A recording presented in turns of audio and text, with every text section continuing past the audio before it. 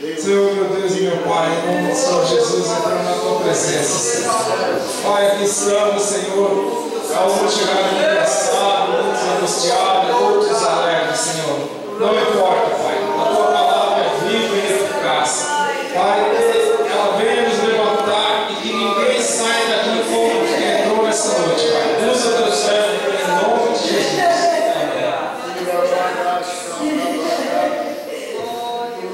Que a paz do Mestre da Galileia seja abundante em vossos corações. Queria agradecer mais uma vez a oportunidade, agradecer a Deus pela chance que Ele me concede de estar aqui com os meus irmãos crentes em Jesus, para compartilharmos mais um pouco da palavra e das promessas de Deus para nossas vidas. E seu irmão pelo convite, pastor pela permissão, e em nome dos dois eu cumprimento os demais obreiros da instituição. Que Deus possa nos abençoar. Sem perda de tempo, amados, vamos abrir as Escrituras no livro de Daniel, capítulo 3, verso de número 14. Nós vamos ler alguns versículos e depois vamos à explanação daquela palavra que Deus tem colocado ao meu coração para que eu traga aos irmãos da igreja nesta noite de sexta-feira. Eu sei que está todo mundo cansado, foi uma semana de trabalho bastante puxada.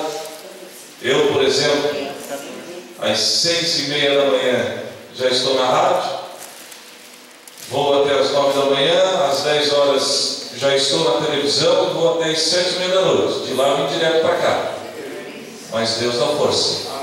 E a gente continua trabalhando. Que bom, né? A gente podia estar no hospital, podia estar enfermo, a gente está aí trabalhando. E às vezes, quando algum amigo me liga, diz que quer vir aqui em casa comer alguma coisa na sexta-feira à noite, várias vezes já neguei convite. Não quero, eu estou muito descansado.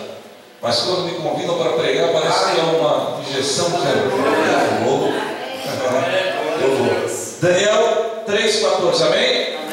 A minha Bíblia ela é uma linguagem contemporânea, mas vocês vão traçando um paralelo aí, porque as traduções elas são um pouquinho diferentes, mas todas dizem a mesma coisa, né? Tá legal?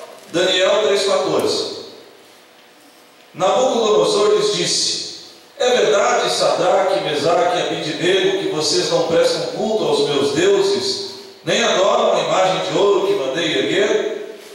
Pois agora, quando vocês ouvirem o som da trombeta, do pífaro, da cítara, da harpa, do saltério, da flauta dupla e de toda espécie de música, se vocês se dispuserem a prostrar-se em terra e adorar a imagem que eu fiz, será melhor para vocês. Mas se não adorarem, serão imediatamente atirados numa fornalha em chamas. E que Deus poderá livrá-los das minhas mãos? Sadraque, Mesaque e Abidnego responderam ao rei: ó Nabucodonosor, não precisamos defender-nos diante de ti. Se formos atirados na fornalha em chamas, o Deus a quem prestamos culto pode nos livrar das tuas mãos, e Ele nos livrará delas, ó rei. Mas se Ele não nos livrar, saiba, ó rei, que não prestaremos culto aos teus deuses, nem adoraremos a imagem de ouro que mandaste erguer. A igreja pode tomar os seus assentos.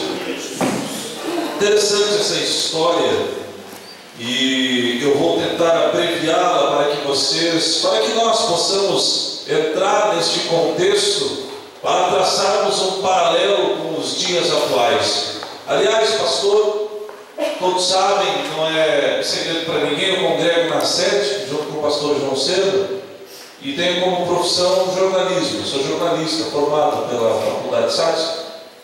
E eu diria que essa passagem da Bíblia, que já ocorreu há milhares de anos, ela parece que é um jornal saindo na forma para ser distribuído nas bancas amanhã. Ela é extremamente atual. Sadraque, Mesaque e Abidnego, 3 jovens que, junto com Daniel, formaram um quarteto extremamente diferenciado. E que bom que eu vejo jovens aqui esta noite. Geralmente, quando nos convidam para ministrar para jovens, esse quarteto sempre entra no tema. Sadraque, Mesaque, Abidinegue e Daniel. Eram 4 jovens que no período de 607 anos aproximadamente antes de Cristo, Nabucodonosor, que governava a Babilônia, sitiou Jerusalém. Ele simplesmente devastou a cidade, matou muita gente, saqueou praticamente tudo o que os israelitas haviam produzido e levou, como se não fosse bastante, milhares e milhares de israelitas para o exílio, para a Babilônia, onde lá foram transformados em escravos, onde lá realizavam todo tipo de trabalho pesado. Nabucodonosor, a arqueologia nos comprova isso, era um rei extremamente cruel. Eu estou lendo um livro de um ex-ateu norte-americano que, através da arqueologia, acabou verificando que a Bíblia é extremamente fiel. E, através dos achados arqueológicos, acabou se convertendo ao cristianismo e escreveu um livro que é um best-seller no mundo todo, chamado E a Bíblia Tinha Razão. E nesse livro, quando eles encontram o palácio do rei Nabucodonosor, eles encontram algumas tábuas com inscrições cuneiformes, e nestas inscrições demonstravam a tamanha crueldade que o rei Nabucodonosor tinha. Inclusive com Joaquim, um dos filhos do rei Davi, quando este assumiu o reinado de Israel. Mas Daniel, Sadraque, Mesaque e Abidinego poderiam dizer, se fossem jovens de hoje, que eram extremamente sortudos, que eles estavam realmente num dia de sorte, porque o rei Nabucodonosor chama um de seus eunucos, talvez aquele que fosse mais próximo dele. O nome desse eunuco era Aspenaz, e diz o seguinte: Aspenaz, eu quero que dentre os escravos tu selecione jovens com capacidade intelectual, jovens inteligentes, para que eles venham me servir dentro do palácio. Você realizará uma espécie de um curso com eles. Durante 2 a 3 anos, você vai ensinar a língua dos caldeus. Você vai ensinar todo o rito. Você vai ensinar a nossa cultura. Você vai ensinar a nossa história. E eu quero que estes jovens sábios sirvam o rei aqui no palácio. Eles comerão da minha comida. Eles dormirão no meu palácio. Eles terão todas as regalias de quem convive comigo aqui dentro deste palácio. Alguns de nós poderíamos dizer que Deus está do meu lado. Eu saí do cativeiro para morar junto com o rei. Eu saí do cativeiro para comer a comida do rei. Eu saí do cativeiro para deixar de sofrer como os meus irmãos israelitas estão sofrendo, lá no calabouço, lá no cativeiro, lá no cárcere, lá na prisão. Mas não foi isso que os jovens manifestaram. Eles estavam extremamente preocupados com aquilo tudo. Tanto é que quando Aspenaz foi servir os manjares do rei, a comida do rei, eles não se sujeitaram àquilo, porque eles sabiam que aquela comida que o rei servia aos seus criados e que ele mesmo, Nabucodonosor, se alimentava, também era comida que servia de sacrifício para os deuses de Nabucodonosor. Eram jovens tementes a Deus. Eles chamaram Aspenaz e falaram assim: Aspenaz, nós não queremos comer dos manjares do rei. Não, mas é uma ordem, eu tenho que servir essa comida para vocês, e além dos manjares, vocês também beberão do melhor vinho. Não, Aspenaz, nós temos uma proposta para fazer para ti. Você nos serve legumes, beterraba, cenoura, rabanete e água. É o que nós queremos. Não, mas se eu fizer isso, o Nabucodonosor vai ver através da aparência de vocês que vocês estão diferentes dos outros jovens. Vocês vão ficar fracos, vocês vão emagrecer, vocês vão ficar pálidos. E aí a corda vai arrebentar do lado mais frágil, vai arrebentar do meu lado. Daniel, perante o eunuco Aspenaz, faz o seguinte: sirva-nos por algumas semanas isso que nós estamos pedindo: legumes e água. Se a nossa aparência física não mudar, você continuará nos servindo estes legumes.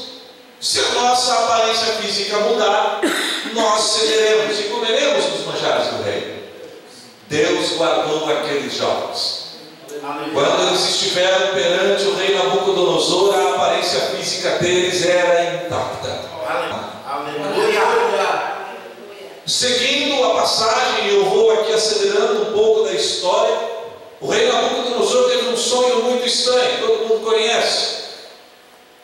Ele chamou todos os seus videntes do reino e pediu para que os videntes interpretassem o sonho. Mas com medo de ser enganado, o rei Nabucodonosor disse o seguinte: vocês não vão só interpretar o meu sonho, eu não vou contar o sonho, vocês vão ter que adivinhar o que eu sonhei e vão ter que interpretar. Nabucodonosor, que tinha um jovem que veio de Israel, que veio de Jerusalém, que estava passando por todo aquele processo com o Aspenaz, que tinha o dom, a capacidade de interpretar esses sonhos. Daniel já havia falado isso para um criado do rei, pois ele confiava no Deus que ele servia.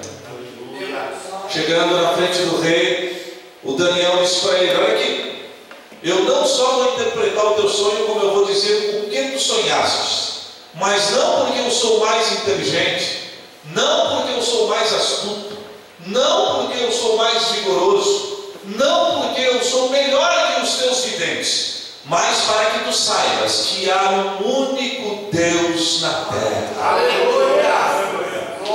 Quando ele interpretou aquele sonho, Nabucodonosor ficou transtornado, ficou perplexo.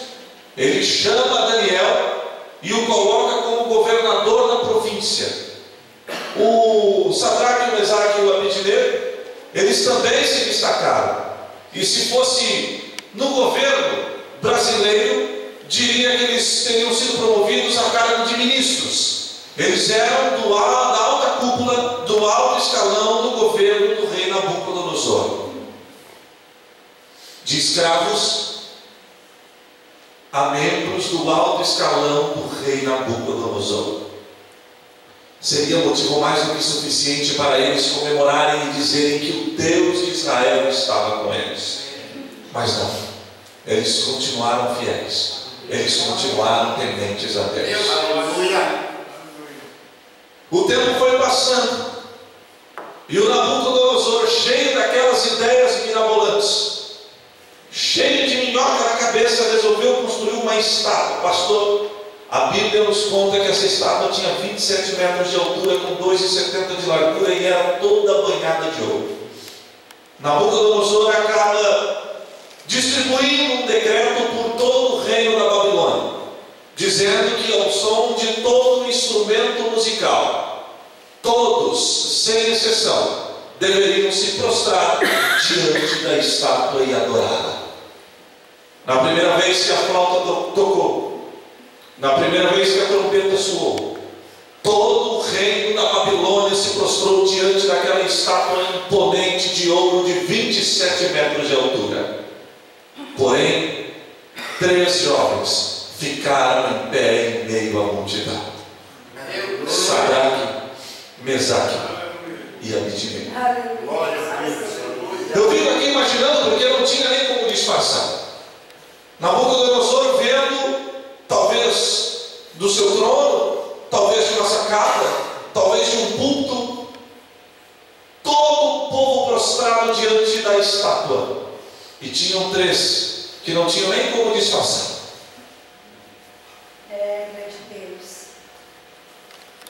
Ele ficou irado, mandou chamar aqueles 3 jovens, e o Nabucodonosor gostava deles. Sabe por que eu chego a essa conclusão? Porque se você pegar aqui no verso 14 em diante, é como se ele estivesse dando uma segunda chance. Vocês não ouviram? Vocês não leram o decreto? Que todo som de música, da harpa, da flauta, da trombeta, vocês tinham que se prostrar. Quando isso acontecer de novo, vocês se prostrem. Vocês sabem qual estátua de 27 metros de altura e 2,70 de largura, toda banhada de ouro, seria lançado numa fornalha de fogo ardente.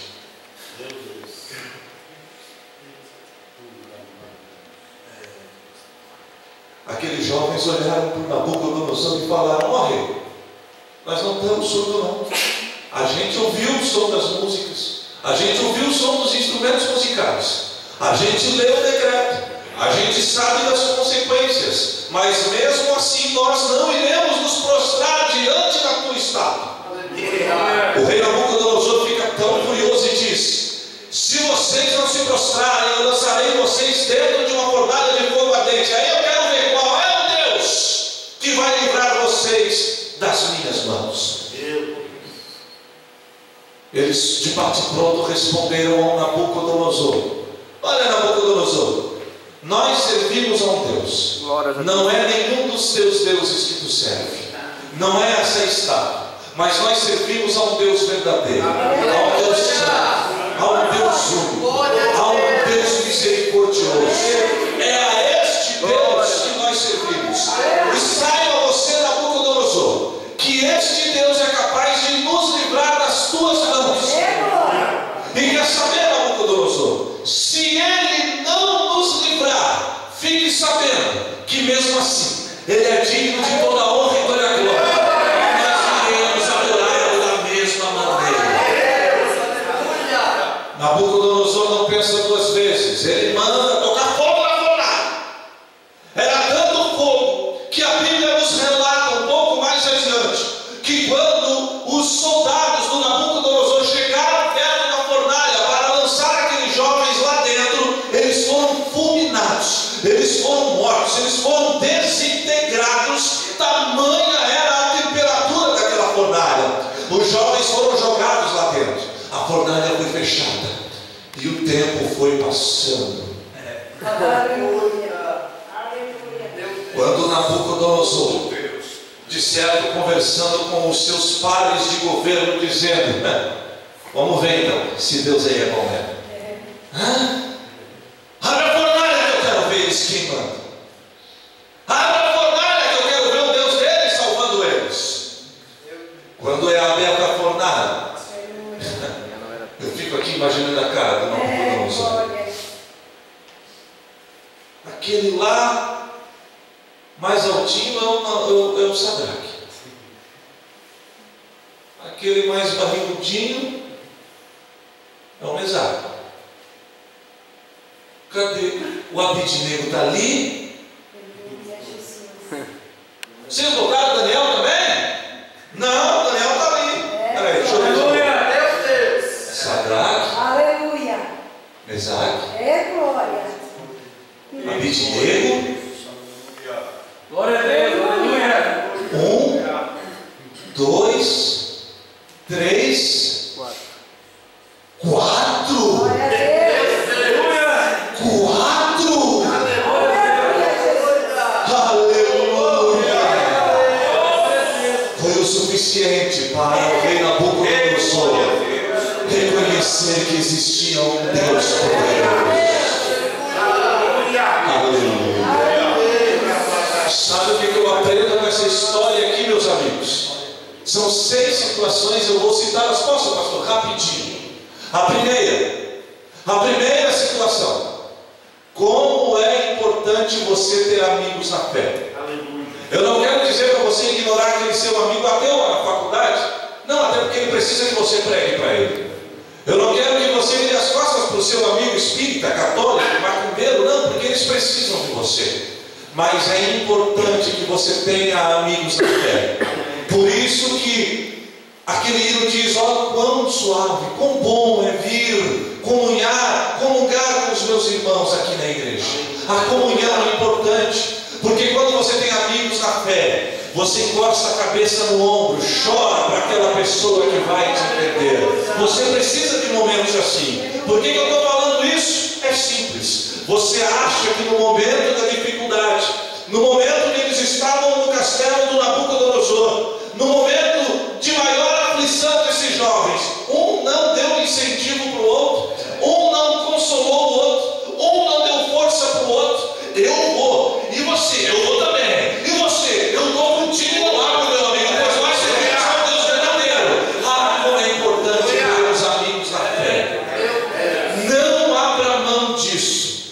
Não abra mão disso. Como é bom termos amigos na fé.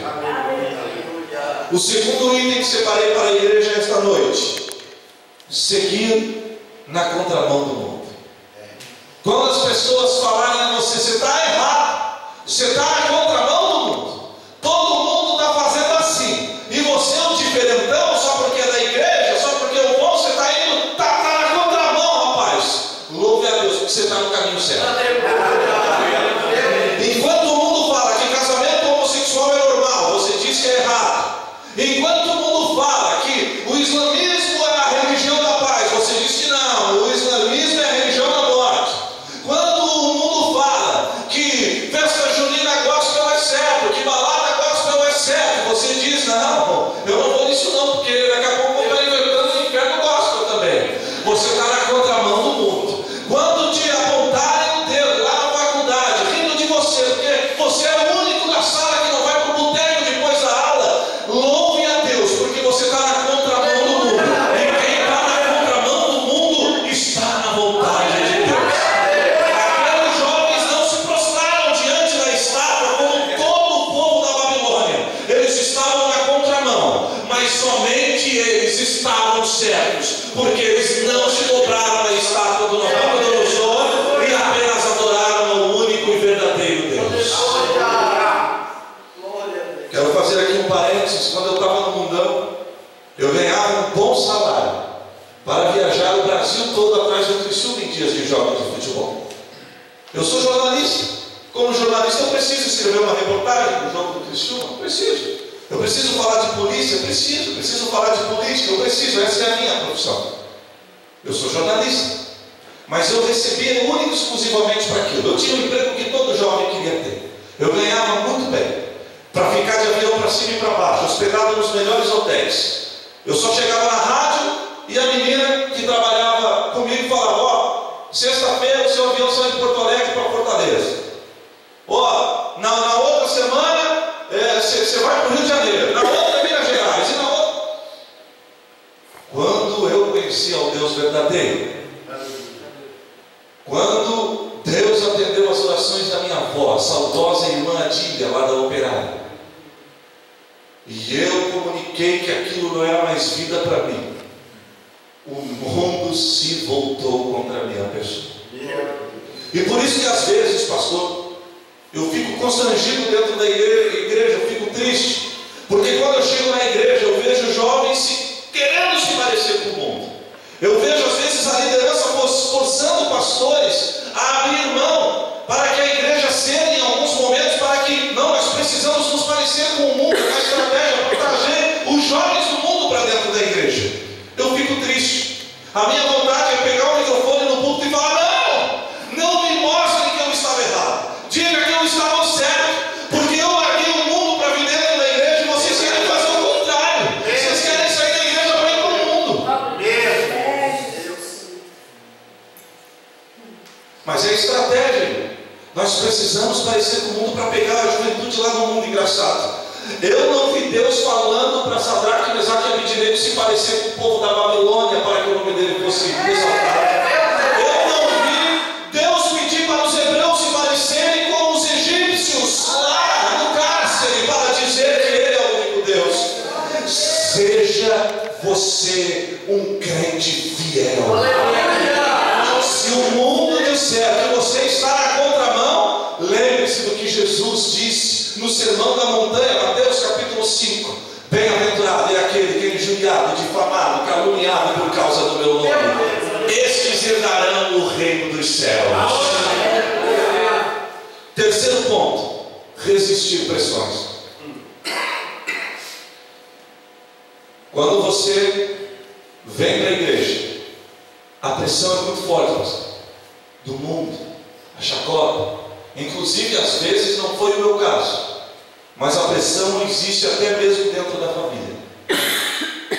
Eu conheço um amigo, hoje ele é pastor, que a mãe dele se desesperava no final de semana porque ele bebia muito. O sonho da mãe dele era que ele parasse de beber. Quando ela soube que ele estava vindo na igreja, Ela fez de tudo para que ele abandonasse os caminhos do Senhor. Ela mudou tanto que nos finais de semana ela comprava bebida para oferecer para o filho. Olha a luta que esse jovem passou. Sozinho, a família toda católica, só ele havia se convertido. Jovem, os irmãos chamando de otário, os amigos rindo, a mãe comprando bebida para ele beber. Volta para o mundo, meu filho. Enquanto as maiorias das mães, a maioria das mães dizem: eu quero meu filho, sai do mundo, vai para a igreja. Ela queria que ele saísse da igreja e fosse para o mundo. Imagina a pressão que esse rapaz não sofreu. Aguente a pressão. Pressão. Você será pressionado pelo mundo. Olha o exemplo de Sadraque, Mesaque e Abednego. Lembre-se da pressão de Sadraque, Mesaque e Abednego. Daniel. Ou vocês acham que no momento que eles estavam lá conversando com Aspenaz, no momento que eles estavam no cárcere, no momento que eles foram aprisionados, é que a Bíblia não é um livro de detalhes, ela é um livro de fatos. Com certeza eles foram muito pressionados. Com certeza eles estavam debaixo de um grau de estresse, irmão, muito forte. Eles resistiram à pressão. Quarto item. Olha que interessante. Às vezes, quando nós estamos na prova, nós blasfemamos, nós murmuramos. Oh Deus, onde é que está o Senhor? Que o Senhor permite que eu esteja nessa prova. Onde está o Senhor? Que o Senhor permite que eu esteja nesse deserto. Eu estou indo na igreja, eu me considero um crente fiel. Onde está tu, ó Deus, que permite que eu esteja dentro desta fornalha? Através desta passagem, nós entendemos, nós vimos, a Bíblia nos prova que Deus não vai impedir que você passe pela prova. Deus não vai impedir que você passe pela fornalha. Deus não vai impedir que você passe pelo deserto. Aleluia. Quinto item. O quarto diz que Deus não vai impedir você de passar pela prova. Que Deus permite que você esteja dentro da fornalha. Mas o quinto item, Ele massageia a nossa alma. Ele pode até permitir que você esteja na fornalha, mas como Ele fez com Sadraque, Mesaque e Abednego, Ele também estará dentro da fornalha com você. Enquanto aqueles que se dizem seus amigos viram as costas para você no momento da aflição, enquanto aqueles que se dizem seus amigos viram as costas para você quando o dinheiro acaba, quando a enfermidade chega, quando a depressão bate a porta, quando a luta vem, os amigos somem. Saiba que no momento da alegria, da tristeza, na angústia, na prova, no deserto, na fornalha, Ele sempre estará contigo. Quando você clamar: oh Deus, aonde está o Senhor que permite que eu esteja dentro da fornalha? Saiba que Ele está respondendo a você: eu estou aqui do teu lado, junto da fornalha contigo.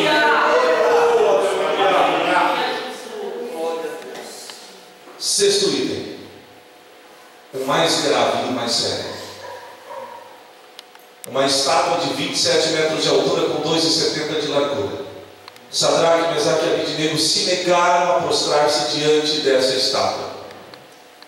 E aqui chegamos, pastor, ao tema da minha mensagem. Qual a estátua que te fazes dobrar o joelho? Esses jovens não se prostraram diante de uma estátua imponente. Esses jovens não se dobraram diante de uma estátua de ouro. E nós? Será que nós não estamos nos prostrando aos ídolos atuais? Nós pegamos aqui como sparring, principalmente os nossos vizinhos católicos, acusando-os de toda a idolatria. E a idolatria dentro da igreja evangélica. Nós estamos idolatrando pregadores, Nós estamos idolatrando cantores. Nós estamos idolatrando placas de igreja. Qual é o ídolo que te faz dobrar o joelho? Jovens, talvez a estátua que está fazendo você dobrar o seu joelho não tenha 27 metros de altura. Talvez ela tenha só alguns centímetros.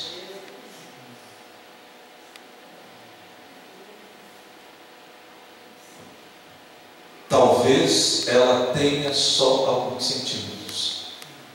Talvez ela é tão pequena que ela chega a ser invisível e todos dizem que é inofensiva. Talvez seja a estátua do Pokémon Go.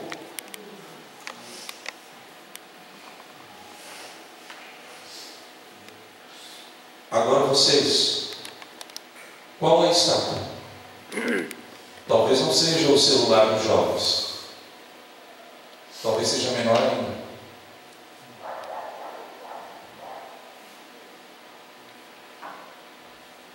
Talvez você esteja se dobrando para a sua conta bancária, para o desejo que você tem de ganhar cada vez mais dinheiro.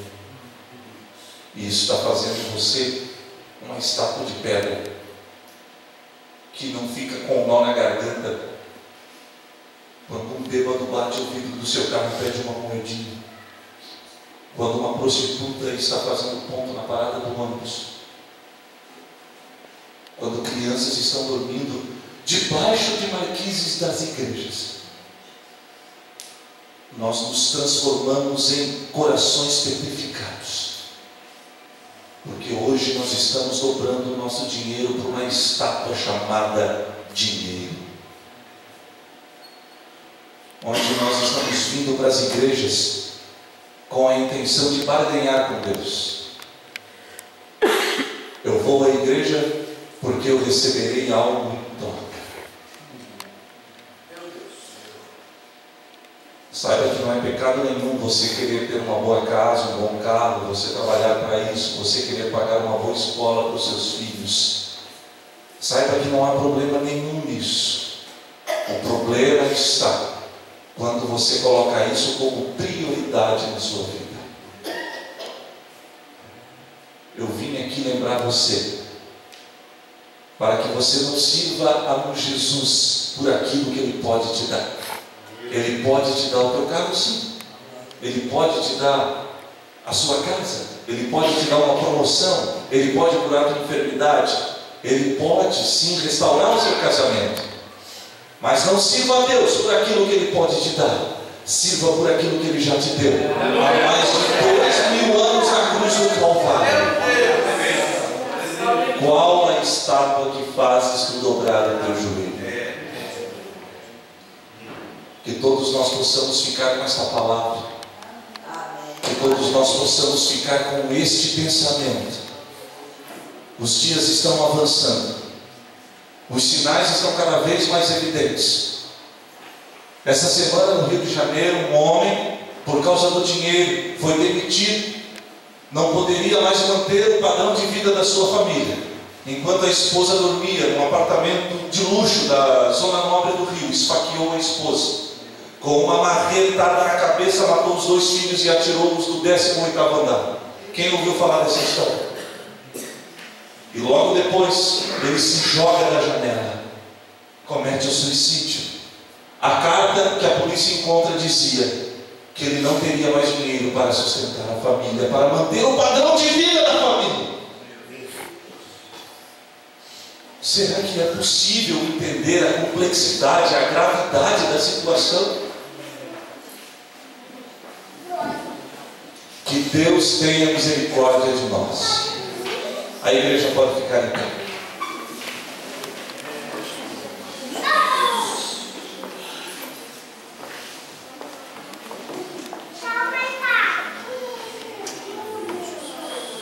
Louvado seja o Deus de Israel.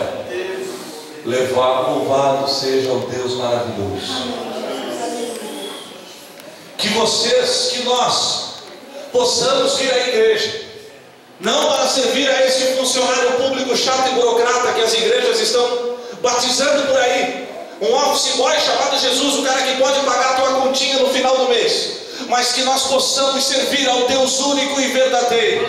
Olha o que disse Sadraque, Mesaque e Abednego: eu sirvo a um Deus que pode me livrar da fornalha, mas se Ele não nos livrar, mesmo assim Ele é digno de toda honra e toda glória. Se Ele não nos livrar da prova, Ele é digno de todo o meu louvor, e só a Ele eu adorarei. Glória a Deus. Alguém aqui para Jesus essa noite ou soltamos da casa? Existe alguém que quer aceitar a Jesus Cristo como o único e suficiente Salvador? Existe alguém que está desviado dos caminhos do Pai e quer voltar para Jesus esta noite? Levante a sua mão, eu quero orar por você. Há um Deus verdadeiro, a esse Deus maravilhoso. Aleluia. Alguém esta noite? Amém. Tem campanha? Tem? Quer oração? Então a igreja que deseja oração pode vir à frente. Vamos orar juntos, meus irmãos. Vamos orar. Aleluia. Vamos orar. Eu não sei qual a sua adversidade, eu não sei qual a sua luta, eu não sei qual o seu pleito, eu não sei qual o seu anseio, mas eu sei o Deus que eu sirvo. Aleluia. Eu sei o Deus que eu sirvo.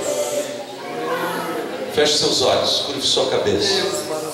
Amado Deus e eterno Pai, em nome de Jesus eu quero te agradecer, ó Senhor, primeiramente por este culto, por o Senhor ter falado através dos hinos, dos louvores e da tua palavra aos nossos corações.